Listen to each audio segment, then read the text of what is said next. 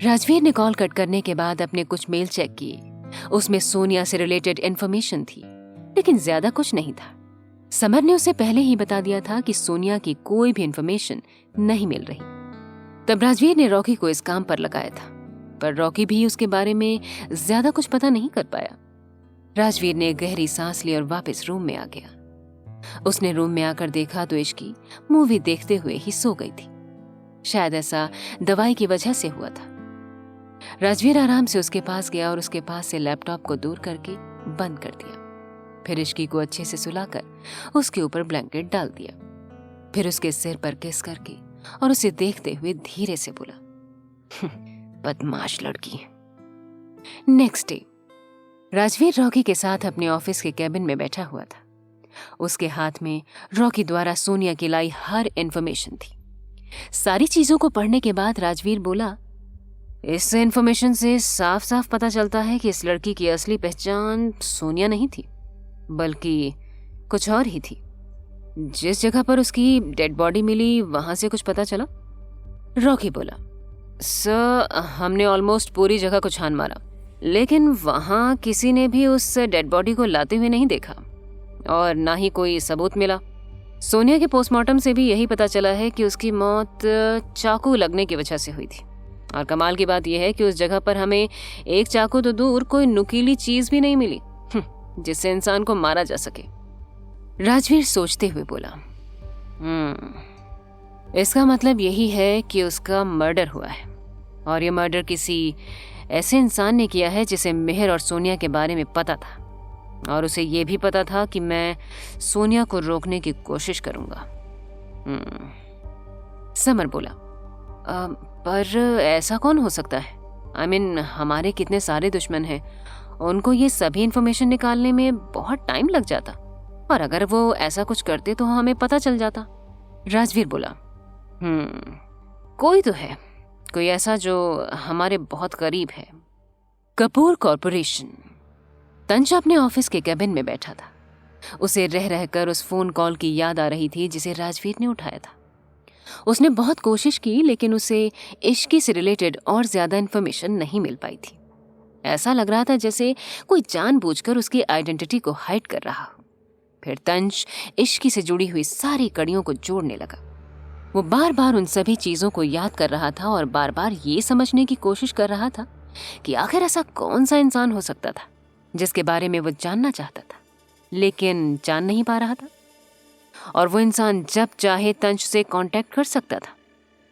उसने तंज को गिफ्ट भेजकर ये भी साबित कर दिया था और साथ ही तंज को ये भी बता दिया था कि इश्की सिर्फ उसकी है, तो उससे अलग रहने में ही तंज की भलाई थी। सभी बातों को सोचने के बाद अचानक से तंज के दिमाग में कुछ खटकने लगा और उसकी आंखों में चमक आ गई, जैसे कि उसने कोई पहेली सुलझा ली हो। तंज अपने आप से बोला, उफ, मैंने पहले क्यों नहीं इसके बारे में सोचा? क्या ये पॉसिबल है?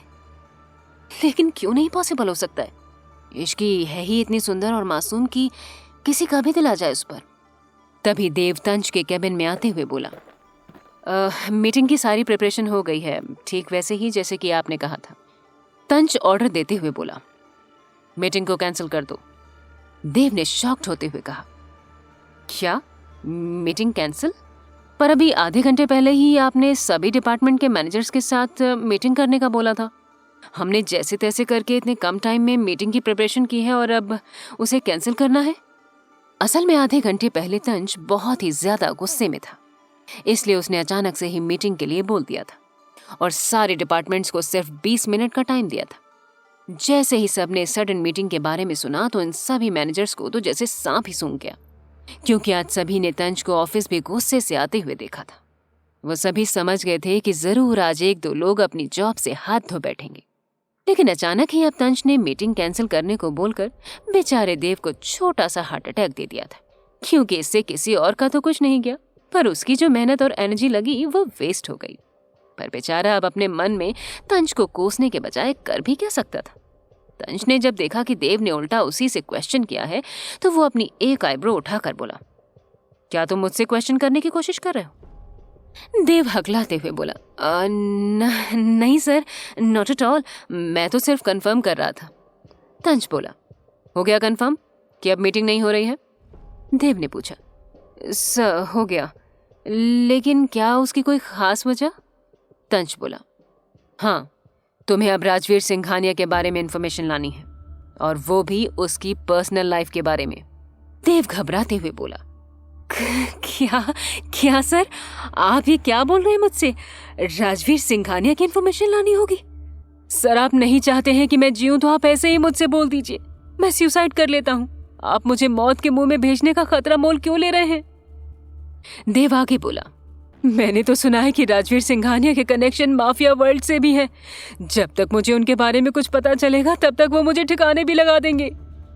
उसने एक ही सांस में सब कह दिया।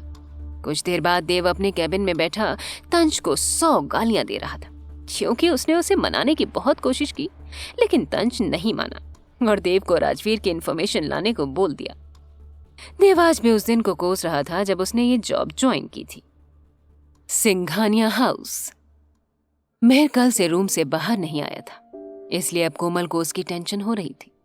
मेहर ने रूम को अंदर से लॉक कर लिया था और किसी के बोलने पर भी नहीं खोल रहा था। कोमल जल्दी से अर्णव के पास जाकर बोली, मेहर कल से गेट नहीं खोल रहा है और कुछ खाया भी नहीं है। उनकी बात पर अर्णव को भी टेंशन होने लगी। उन्होंने भी गेट खुलवाने की कोशिश की, लेकिन गेट ओपन नहीं हुआ। लास्ट में डुप्लीकेट की से गेट को खोला गया और अंदर जाकर अर्णव और कोमल ने देखा तो मेहर अपने बेड पर सो रहा था। कोमल जल्दी से उसके पास आई और उसके सिर पर हाथ रखा तो वो चौंक गई, क्योंकि मेहर की पूरी बॉडी फीवर से तप रही थी। कोमल डरते हुए अर्णव से बोली, इसे तो तेज बुखार है, जल्दी से डॉक्टर को बुला लीजिए।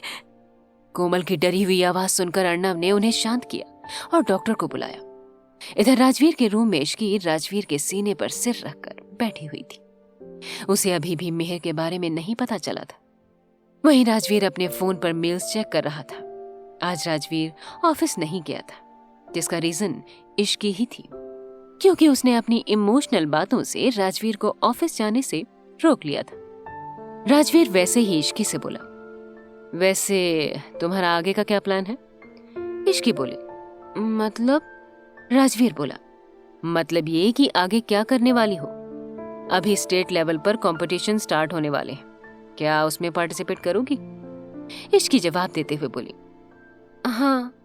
राजवीर इश्की से कुछ और बातें पूछ रहा था कि तभी उसके पास मिशा का मैसेज आया, जिसमें मेहर के बारे में लिखा था। राजवीर ने जब वो पढ़ा तो उसे थोड़ी टेंशन होने लगी। वो इश्की से बोला, इश्की रेस्ट करो, मैं भी आ रहा हूँ। इश्की ने इमोशनली कहा, आप कहाँ जा रहे हैं? आपने प्रॉमिस किया था कि आप पूरे दिन मेरे साथ रहेंगे।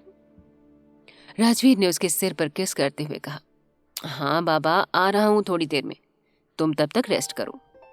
इश्की ने बेमन से हाँ में गर्दन हिला दी। राजवीर रूम से निकलकर सीधा मेहर के रूम की तरफ गया, जहां पर घर के सभी लोग और डॉक्टर मौजूद थे। राजवीर ने सभी को देखा और फिर मेहर को देखा, जो कमजोर लग रहा था। राजवीर को वहां पर देखकर समर उसके पास आकर बोला, सर ऐसे चीजें ठीक नहीं होंगी, हमें मेहर को सच बताना होगा, वरना ऐसे तो उसकी गलतफहमी और बढ़ेगी और वो अपनी तबीयत खराब करता रहेगा। राजवीर बोला, तुम्हें क्या लगता है, अगर बिना किसी सबूत के उसे बताओगे तो वो विश्वास करेगा? समर बोला, हम कार्तिक सर के बारे में बता सकते हैं या फिर उनसे मिलवा सकते हैं, फिर वो खुद ही सारी सच्चाई मेहर को बता देंगे। राजवीर मना करते हुए बोला, नहीं, कार्तिक की हालत अभी पूरी तरह से ठीक नहीं हुई है। ऐसे में सोनिया की डेथ की खबर उसे मिली तो पता नहीं वो कैसे रिएक्ट करेगा, कहीं उसकी हालत और ज्यादा खराब ना हो जाए। तभी डॉक्टर की आवाज सुनकर दोनों उनकी तरफ देखने लगे। डॉक्टर बोले, इन्होंने खाना नहीं खाया है, जिसकी वजह से बॉडी वीक हो गई है और वायरल बुखार हुआ है, बट अगर ये खाना नहीं खाएंगे तो नौबत एडमिट करने की आ जाएगी। डॉक्टर की बात पर कोमल बोले, और कोई बात तो नहीं है, आपने अच्छे से चेक किया है ना? डॉक्टर समझाते हुए बोले, मैम आप चिंता मत करिए, मौसम की वजह से वायरल नॉर्मल है, बस बॉडी वीक ना हो इसके लिए हल्का खाना दीजिएगा। कोमल ने कहा, ठीक है। कोमल जी वहीं मेहर के पास बैठ गई और मेहर के सिर पर पट्टी करने लगी। फिर राजवीर भी वापस अपने रूम में आ गया और इश्की के पास बैठ गया। इश्की ने जब राजवीर की तरफ देखा तो राजवीर उसे बहुत परेशान दिखा। राजवीर को परेशान देखकर इश्की को भी टेंशन हो गई, क्योंकि ऐसा बहुत ही कम हुआ था जब वो परेशान दिखा। इश्की राजवीर के पास जाकर उसके गले से लग गई और धीरे से उससे बोली, आप इतना परेशान क्यों दिख रहे हैं? राजवीर ने इश्की की बात पर उसे और ज्यादा टाइट से गले लगा लिया। फिर उसके माथे पर किस करते हुए बोला, कोई बात नहीं है, बस बिजनेस की बात है, तुम अच्छे से रेस्ट करके जल्दी से ठीक हो जाओ बस। इस पर इश्की चिढ़ते हुए बोली, ये कि आप मुझे बात बात पर बच्चों की तरह सिर पर किस कर देते हैं। इश्की की बात पर राजवीर हंसते हुए बोला, हरकतें तो तुम छोटी बच्ची की तरह ही करती हो। ये सुनकर इश्की ने अपना मुंह बना लिया। ये देखकर राजवीर इश्की के सिर को ऊपर करके उसके लिप्स पर किस करने लगा। इश्की पहले राजवीर का साथ नहीं दे रही थी, लेकिन धीरे धीरे वो भी किस में इन्वॉल्व होने लगी। दोनों बहुत डीप किस कर रहे थे। फिर इश्की धीरे धीरे राजवीर के शर्ट के बटन खोलने लगी, जिस पर राजवीर इश्की का हाथ पकड़कर बोला, इश्की, अभी तुम्हारी तबीयत ठीक नहीं है। इश्की ने कहा, मुझे कहाँ कुछ हुआ है, बस पैर में चोट है, इतने से क्या फर्क पड़ता है। इश्की की बात पर राजवीर कुछ बोलता उससे पहले ही इश्की ने राजवीर के लिप्स को लॉक कर दिया और उसे फिर से किस करने लगी। थोड़ी ही देर में इश्की ने राजवीर के शर्ट को उसके शरीर से निकाल दिया था और अब राजवीर से भी कंट्रोल नहीं हो रहा था, इसलिए वो भी इश्की के लिप्स को छोड़कर उसकी गर्दन पर किस करने लगा। तभी इश्की बोली, आप प्लीज नेक पर बाइट मत करिएगा, छिपते नहीं हैं। राजवीर बोला, तुमने ही शुरू किया है तो अब झेलो। थोड़ी ही देर में दोनों के कपड़े बेड के नीचे पड़े थे और दोनों एक दूसरे के प्यार में खोए हुए थे। दूसरी तरफ तंज के हाथों में इस वक्त राजवीर से रिलेटेड इंफॉर्मेशन थी, जिसे देखकर तंज गुस्से में देव से बोला, ये क्या बकवास है?